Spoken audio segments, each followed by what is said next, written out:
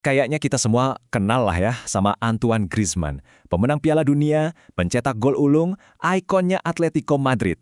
Tapi, gimana kalau gue bilang ada sisi lain dari Griezmann yang sering banget kita lewatin? Sebuah evolusi diam-diam yang bikin dia jadi salah satu pemain paling cerdas di generasinya. Yuk kita bedah ceritanya. Oke, jadi ini dia yang bakal kita bahas. Kita mulai dari citranya sebagai mesin gol, lalu kita lihat gimana dia berubah secara taktik. Nggak cuma omongan, kita bakal buktiin pakai angka, terus kita bakal kagum sama fisiknya yang kayak baja, dan terakhir, kita intip masa depannya yang baru. Oke, pertama-tama kita mundur sedikit dulu. Sebelum jadi pemain yang bisa main di mana aja kayak sekarang, Griezmann itu bangun reputasinya di atas satu hal, jago banget bikin gol. Selama bertahun-tahun, ya itulah dia. Ini angkanya, gila banget.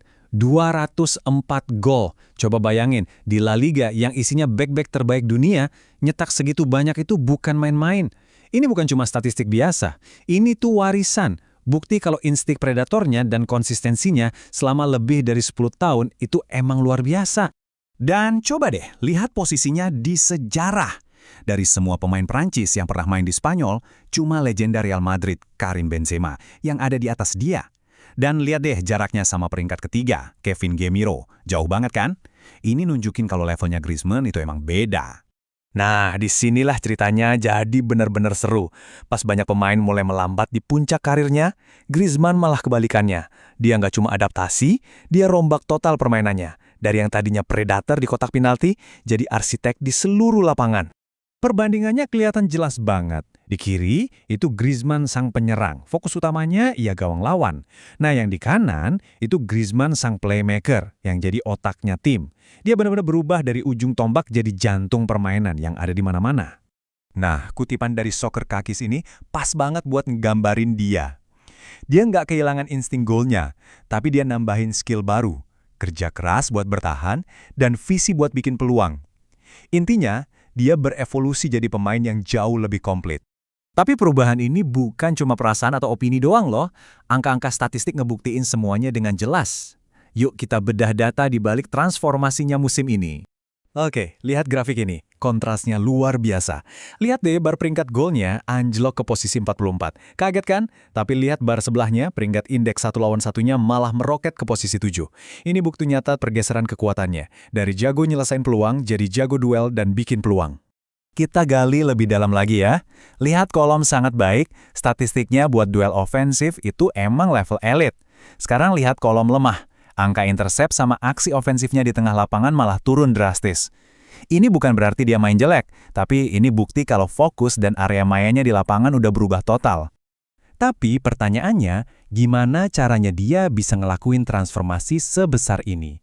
Jawabannya ada di salah satu kemampuannya yang paling sering diremehin, daya tahan fisiknya yang luar biasa. Gampangnya gini, lo nggak bisa berevolusi kalau lo sering absen. 84. Coba resapi angka ini deh. 84 pertandingan berturut-turut buat timnas Prancis. Selama hampir 7 tahun, dia nggak pernah absen sekalipun. Ini bukan sekedar rekor, ini nunjukin keandalan dan kondisi fisik yang ya nyaris mustahil di zaman sekarang. Rentetan gila ini berjalan selama 2.475 hari. Selama waktu itu, dia ngangkat trofi Piala Dunia 2018 dan masuk final lagi di Qatar 2022. Dia itu pilar yang gak tergoyahkan. Jadi rekor ini bukan cuma angka, ini adalah eranya Griezmann bersama timnas Prancis. Tapi rekor Griezmann ini juga ngebuka diskusi yang lebih besar. Daya tahannya yang luar biasa itu justru jadi sorotan betapa ekstrimnya beban kerja pemain modern. Laporan dari FIFPro nunjukin kalau banyak pemain top ngerasa kewalahan sama jadwal yang padat banget. Jadi meskipun kita salut sama Griezmann, rekornya juga jadi pengingat betapa beratnya tuntutan fisik di sepak bola sekarang. Oke, tapi semua cerita kan ada akhirnya ya. Setelah menaklukkan Eropa dan membangun warisan yang nggak bakal dilupain, Griezmann sekarang lagi menatap babak baru dalam hidupnya. Dan sekarang udah resmi.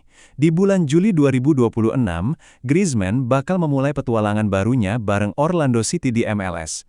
Ini bukan cuma transfer biasa. Ini adalah penutup tirai dari perjalanannya di panggung tertinggi sepak bola Eropa. Momen buat kita merenungkan lagi warisan yang udah dia bangun. Jadi kalau kita rangkum perjalanannya dari predator gol jadi arsitek permainan sampai jadi manusia besi yang gak tergantikan, satu pertanyaan besar muncul di benak kita. Mungkinkah Antoine Griezmann dengan evolusinya yang diam-diam ini sebenarnya adalah revolusioner sejati di sepak bola modern?